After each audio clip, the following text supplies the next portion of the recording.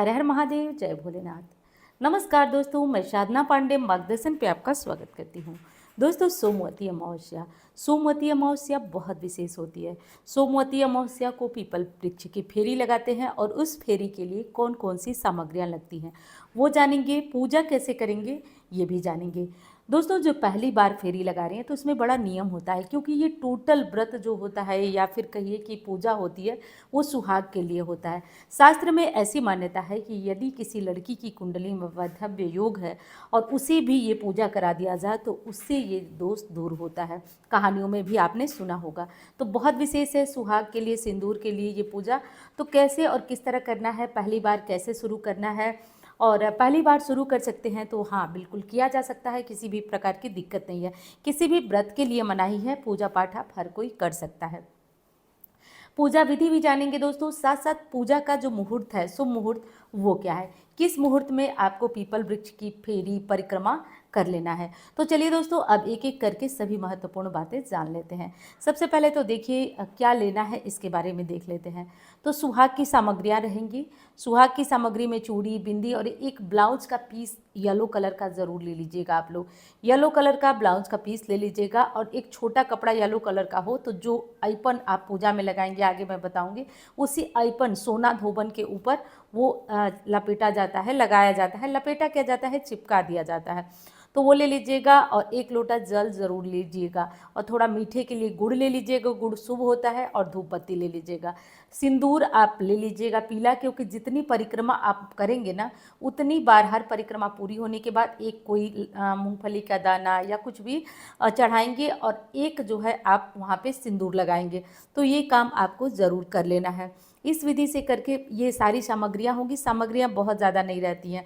रुई का प्रयोग आज मत कीजिएगा, कलावे की बाती का दीपक तैयार करके ले लीजिएगा। और श्रृंगार सामग्रियों में जैसे चूड़ी, बिंदी, सिंदूर, मेहंदी, जो भी चीज़ें हो सके उपलब्ध हो जाए वो ले लीजिएगा। एक ब्लाउज का पीस लिया जाता है दान करने के लिए। सारी सामग्रियों को कुछ लोग धोबन को देते हैं और कुछ लोग ब्राह्मण को देते हैं। तो पूजा के बाद पीपल के पास चढ़ा करके और उसे उठा के ले लिया जाता है। और मंदिर पे ही पंडित जी हैं तो उनको दे सकते हैं, या फिर आप धोबन को देना चाहें तो दे सकते हैं। अब चलिए जान लेते हैं कि पूजा कैसे और क्या करना है। सबसे पहले जानेंगे कि पूजा मुहूर्त क्या है।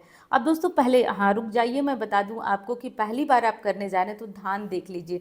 धान जिससे कि चावल बनता है, धान ले लीजिए। और पान, पान मतलब पान के पत्ते।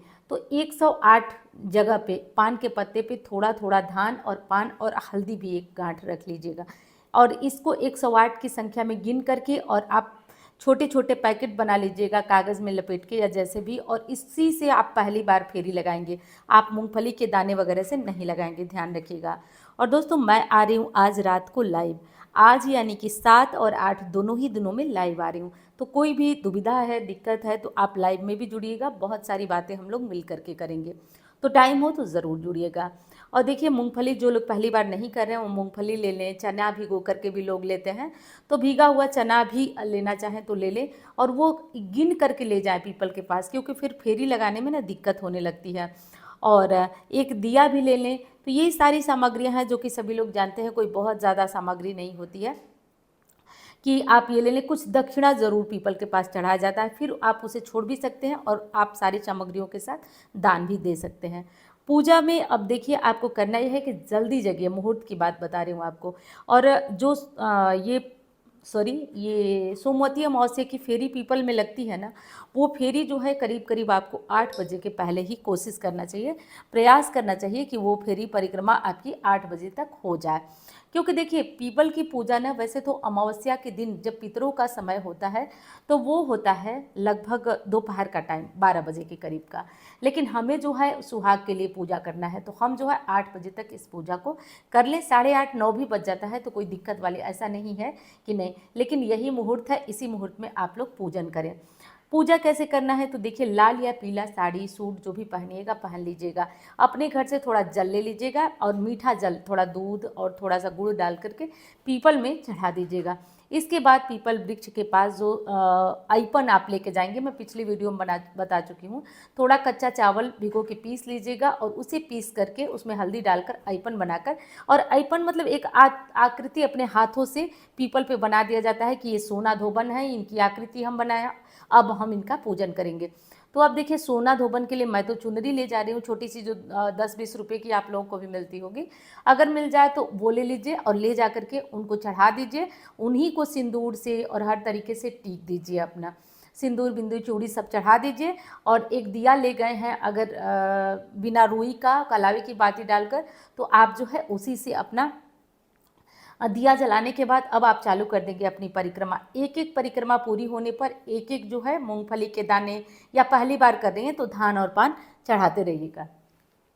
तो इस तरह से करके दोस्तों आपको पूजा कर लेना है।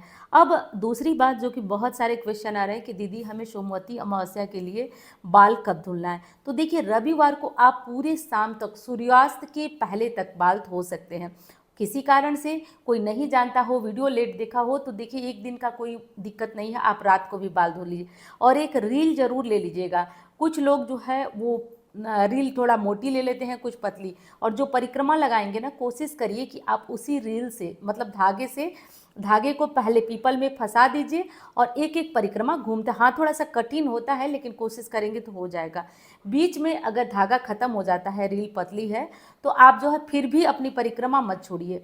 और अगर बहुत मोटा ले गए हैं और वो बच जाता है आपकी परिक्रमा के बाद, तब आप उस रील को उसी पीपल में लपेट दीजिए। परिक्रमा करने के लिए कभी भी धागे को न बांधा जाता है और न परिक्रमा पूरी होने के बाद काटा जाता है, तो ये ध्यान रखिए। और जो लोग पहली बार इस व्रत को उठा रहे हैं, इस पूजा को कर रहे हैं, वो लोग धान पान अवश्य ले लेंगे। धान पान बड़ा ही शुभ होता है दोस्तों। वैसे तो कहा जाता है कि ये धान मायके का होना चाहिए, लेकिन अब जानते हैं सबका मायका तो पास है नहीं। किसी भी तरह से मिल जाता है धान पान तो सही है, नहीं मिलता तो बाजार से सामान्य धान मंगवा लीजिए और पान के पत्ते ले लीजिए और एक हल्दी की गांठ, तीनों को मिलाकर एक कहीं पे बांध कर, मतलब गिनती के लिए वो 108 होना चाहिए, ऐसे कर लीजिए। और हाँ दोस्तों, आपको वीडियो पसंद आ रही है तो ज़रूर लाइक करिएगा। आपके लाइक बहुत मोटिवेट करते हैं दोस्तों, तो आपको अच्छी लगे तो ज़रूर लाइक करें। और हाँ, चैनल को भी सब्सक्राइब कर लीजिएगा। इस तरह की ज़रूरी जानकारियाँ जो है कितना भी कम समय हो आपके लिए ले आने का पूरा प्रयास करती हूँ। तो आपको अच्छी लगे तो सब्सक्राइब करिएगा और हाँ लाइक भूलिएगा मत। और मैं आ रही हूँ रात को 8:30 बजे, 7 और 8 दोनों दिन, तो बहुत महत्वपूर्ण बातें होंगी और आपके कुछ ज़रूरी प्रश्न है तो आप ज़रूर आइएगा वहाँ। सिंदूर कितनी बार लगाएं, ये देखिए सिंदूर कम से कम आप जितनी परिक्रमा कर रहे हैं, हर एक परिक्रमा पूरी होने के, बल्कि आंचल में सिंदूर लेकर ही परिक्रमा की जाती है। तो जितनी परिक्रमा आप 11, 21, 108 करें, उतनी बार पीपल को टीकना यानी सिंदूर लगाना बहुत ज़रूरी है।